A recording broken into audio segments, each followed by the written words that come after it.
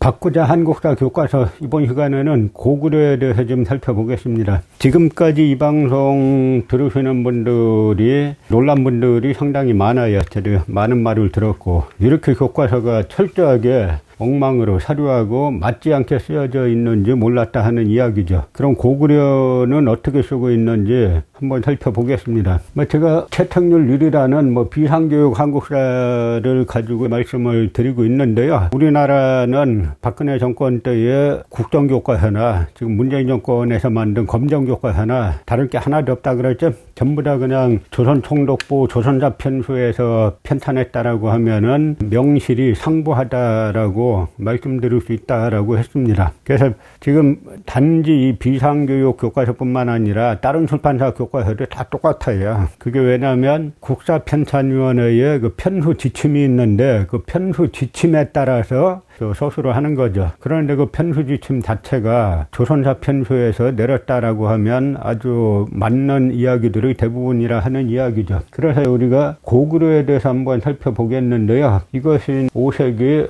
광개토대왕 때 강역을 엄청 확대했다는 거죠. 그래서 강역을 확대했다라고 써놨는데 결국은 보면은 현재의 요하 요만하다는 거예요. 이걸 가지고 무슨 대제국 고구려니 뭐니 할 수 있겠느냐 하는 이야기죠. 그럼 교과서 본문을 한번 살펴보겠습니다. 제목은 항상 동북아시아의 강자로 성장한 고구려. 아니 요만한데 갖고 있는데 무슨 동북아시아의 강자로 성장하겠어요. 4세기 말에 즉위한 고구려 광개토 대왕은 소수림왕의 체제 정비를 바탕으로 적극적인 대외 진출을 전개하였다. 광개토 대왕은 서북쪽으로 후연을 격파하고 동쪽으로는 숙신과 동부열을 굴복시켜 요동반도를 포함한 만주 남부지방과 두만강 하류 유역까지 차지하였다. 그러면 이 구절을 보면은 고구려는 광개토 대왕 때에 비로소 요동지방을 포함하고 그 다음에 만주 남부지방하고 두만강 하류 유역을 차지했다는 거예요. 그러면 이때까지도 광개토 대왕 이전까지도 고구려는 만주 남쪽도 차지하지 못했고 그 다음에 두만강 유역도 차지하지 못했으면은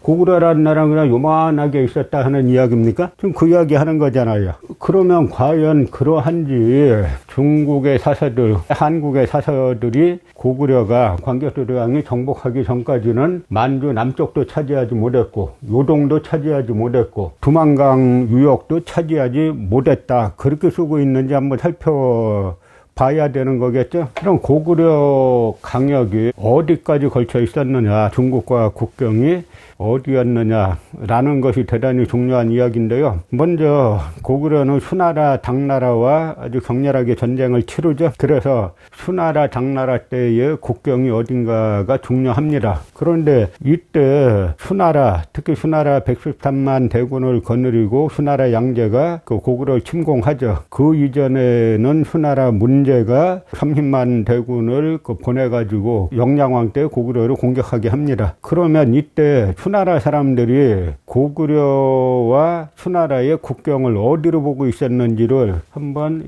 구당서 배구열전에서 한번 살펴보겠습니다. 수나라 황문시랑 배구가 수나라 양제의 아주 측근이죠. 그 배구가 양제에게 이렇게 말했어요. 고구려 땅은 본래 고죽국으로 주나라 때는 귀자를 봉한 지역이었고 한나라 때는 3군으로 나누었고 한 4군이라고도 하고 한 3군이라고도 하고 또 한 2군이라고도 해요. 그러니까 세칭 말하는 한 4군이 일관되어 있지 않아요. 그 부분은 한 4군에 대해서 말씀드릴 때 다시 말씀드리겠습니다. 진나라 때 또한 요동에서 통솔했는데 이 진나라는 진수왕의 진나라가 아니라 사마씨가 세운 진나라를 뜻하는 겁니다. 지금 신하가 아니어서 다른 지역으로 들어갔습니다. 그래서 선제 문제께서 정벌하려고 하신 지 오래였는데 다만 양량 그 문제의 아들을 문제가 고구려 이제 영량왕이 유화를 건너서 먼저 선제 공격하니까 양량에게 그 군사를 주어가지고 공격하게 하죠. 양량이 불초해서 군사를 내었지만 공이 없었습니다. 그러면 당시 이때가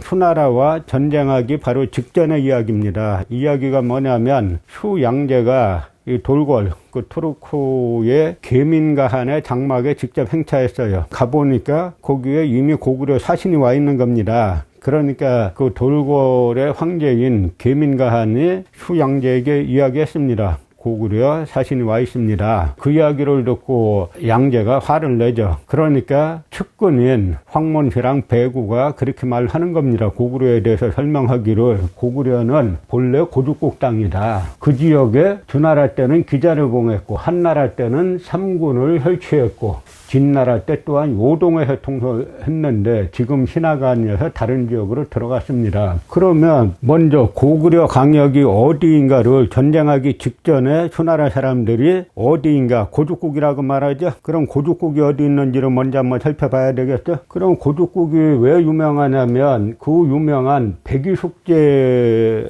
고국이에요. 백이숙제는 누굽니까?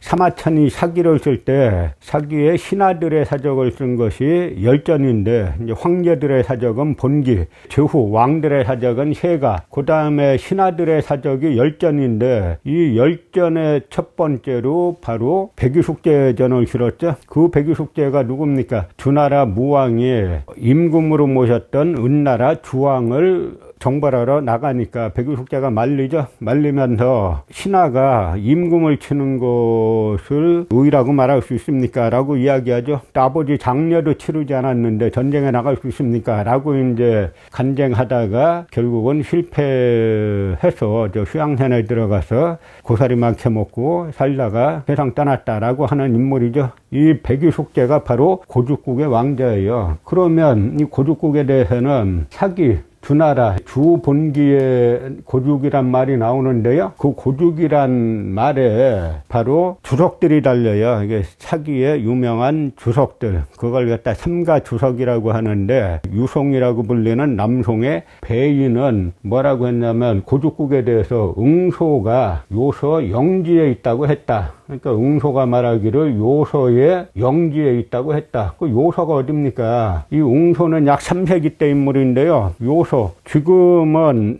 요녕성 요하를 기준으로, 여기가 요하인데 요걸 기준으로 동쪽을 요동이라고 하고 이쪽을 요서라고 하는데 그거는 요즘 기준이고 예전에는 이 시대 때는 지금의 하북성 일대를 요동이라고 했어요. 그런데 지금으로 치더라도 이 고구려는 요서에 있다는 거잖아요. 그런데 우리 교과서는 지금 겨우 광개토대왕 때야 요동을 차지했다라고 이렇게 학생들을 가르치고 있는 거죠. 그 다음에 사기 정의에서는 뭐라고 하냐면 괄지지에서 말하기를 괄지지는 당나라 왕자인 이태가 펴는 거예요. 그러니까 바로 이 괄지지에서 말하는 건 당나라 사람들의 시각이죠. 고구려와 직접 치열하게 싸웠던 당나라 사람들의 시각이 담긴 겁니다. 거기에서 뭐라 그러냐면 고죽 고성은 평주 노령현 남쪽 시비리에 있는데 은나라 조국 고죽국이고 왕성은 목대시다. 그러니까 괄지지에서 말하기를 당나라 사람들이 말하기를 고죽 고성, 고죽의 옛성은 평주 노령현 남쪽 시비리에 있다. 이것이 은나라 때 조국이었던 고죽국이 있던 곳이다. 이렇게 말했어요. 그러면 여기에서 말하는 건 뭐냐면 고구려는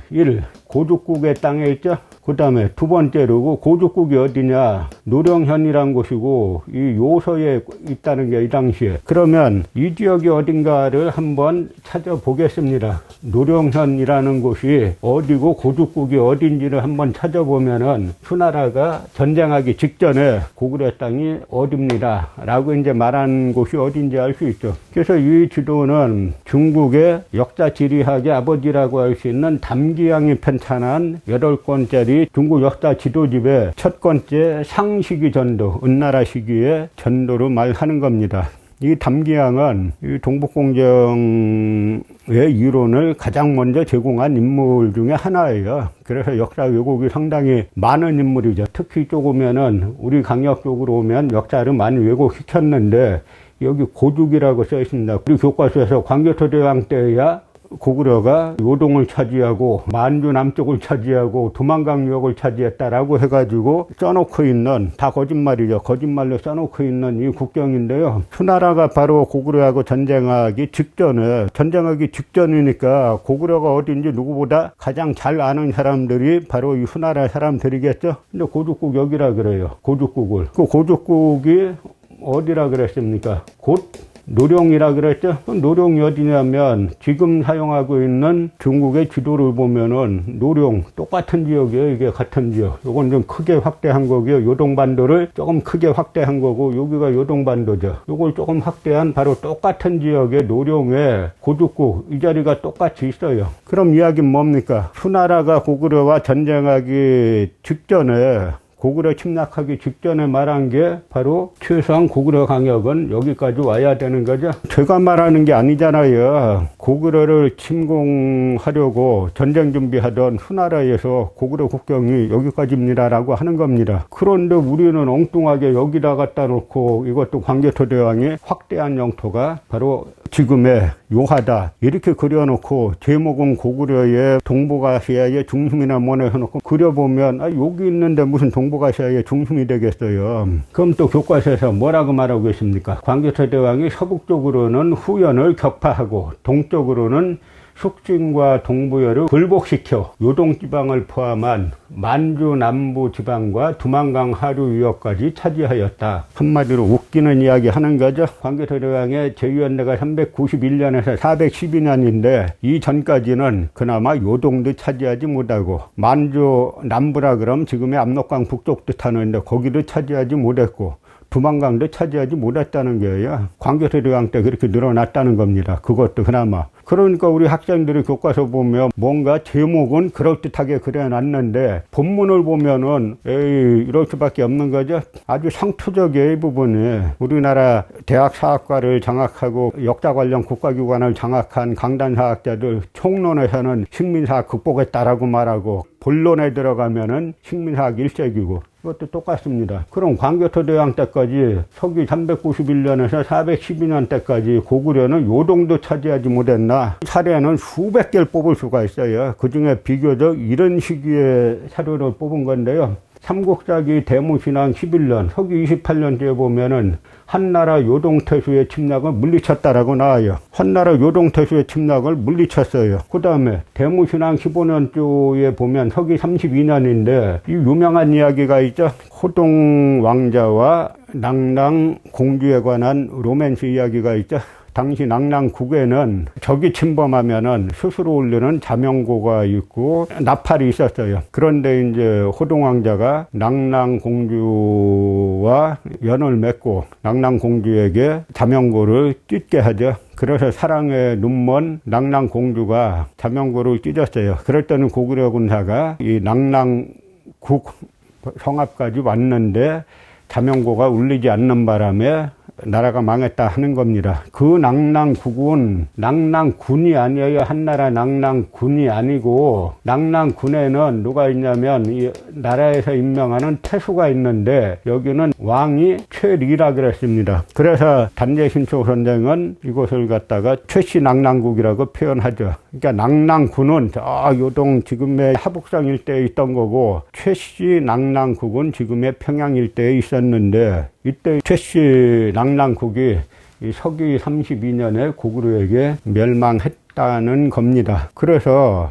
한나라에서 설치한 낙랑군 자체는 지금의 하북성 일대에 설치가 됐고, 그 다음에 최씨가 왕이었던 낙랑국은 평양에 있었는데, 이 낙랑국이 뭐냐? 바로 위만조선의, 고조선을 말할 때 단군조선, 기자조선, 위만조선 뭐 이렇게 하기도 하고, 위만은 옛나라에서 왔다라 그래서 인정 안 하기도 하는데요. 어쨌든 그 위만조선의 후예들이 와가지고 세운 국가다라고 하는 이야기죠. 북한 역사학계에서는 그렇게 보고 있죠. 한나라 낙랑군하고는 전혀 상관없는 고조선 유민들이 세운 나라가 낙랑국이다라고 하는데, 그 위치를 현재의 평양이라고 봅니다. 그래서 북한 평양에 지금의 그 낙랑 지구란 곳이 있는데, 요 남한의 역사학자들이 그 낙랑이란 말을 딱 따가지고 그것이 마치 낙랑군인 것처럼 국민들을 거꾸로 호도하고 거짓말시키고 있는 중이죠. 그러니까 이때 이미 지금의 평양까지 고구려가 점령을 했는데, 교과서는 광개토대왕 때나 돼야 남쪽 만주를 차지했다라고 하니까, 그럼 뭐예요? 이거는 고구려 대무신앙이 무너뜨린 최리낙랑국은 뭐 공수부대가 가서 무너뜨렸다는 거예요. 조금만 상식적으로 생각해 보면 말도 안 되는 이야기를 갖다가 믿는 사람들이나 그걸 교과서에 쓰는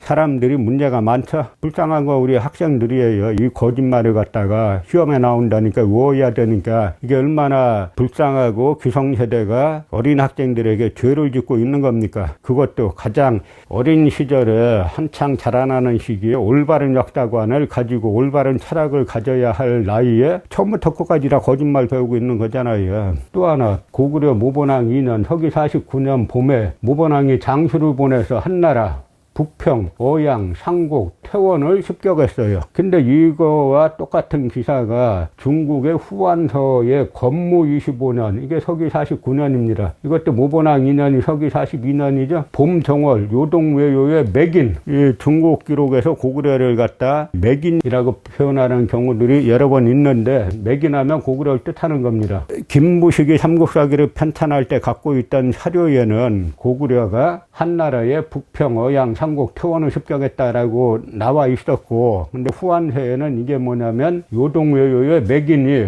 우북평, 어양, 상곡, 퇴원을 누락질하자 요동태수 제용이 불러서 항복시켰다. 이거 말 표현, 무슨 표현이죠? 누락질하러 공격하러 갔는데 제용이 불러서 항복시키는 게 그 말이 되겠습니까? 이건 무슨 이야기입니까? 막대한 물자를 주면서 철수해달라고 요청했다는 거죠. 그래서 이 기사 다음에 고구려 태조왕 때 서기 55년에 요서에 10개 성을 짰다. 그런 기록이 이어지는 겁니다. 여기에서 말하는 북평, 어양, 상곡, 퇴원이 어딘가를 한번 살펴보면은 고구려의 강역이 어디까지인지 알 수 있는 거죠. 이것도 마찬가지로 중국 담기양의 중국 역사 지도집에 나와 있는 그 지명들이에요. 여기를 갖다 요서, 우북평, 어양, 상곡, 퇴원은 지금의 산서성의 수도입니다. 그 고구려가 이거는 근데 요서를 여기다 갖다 그려놓은 거는 이 요하를 기준으로 해놓은 건데 제가 여러 번 말씀드리지만 고대에는 이 시기에는 이 일대가 요동이에요. 그러니까 요서는 서쪽에 있어야 되는데 어쨌든 이 지도를 치더라도 중국에서 동북공정을 진행하기 위해서 만든 이 지도를 치더라도 고구려가 여기를 다 공격해서 우북평, 어양, 상곡, 퇴원까지 공격했다라고 나오고, 이거는 삼국사기에만 나오는 것이 아니라 중국의 후한세에도 나오지 않습니까? 그래서 고구려가 이 당시에 서기 49년에 이 퇴원까지 공격했다. 지금의 북경뿐만 아니라 그쪽도 다 공격하고 산서성의 수도인 이 퇴원까지 공격했다라는 기사가 삼국사기에도 실려 있고 중국의 후한세에도 다 실려 있습니다. 그런데 우리는 지금 교과서에서 우리 학생들은 어떻게 배우겠냐 하는 이야기죠. 고구려 강역을 광개토 대왕이 넓혀서 이만큼 됐고, 그나마 광개토 대왕 때 남부 만주를 차지하고 두만강 유역을 차지했다. 이따위로 말 같지도 않은 이야기를 버젓이 써놓고 가르치고 있는 겁니다. 이 교과서 안 바꾸면 이 나라 앞으로 어떻게 될지 알 수가 없어요. 제가 올 초부터 정권만 바꾸지 말고 역사서도 바꿔야 된다라고 이제 이야기를 했죠. 올해는 대통령과 지방자치단체장만 바꾸지 말고 이 교과서도 반드시 바꿔야 된다라고 말씀을 드렸습니다.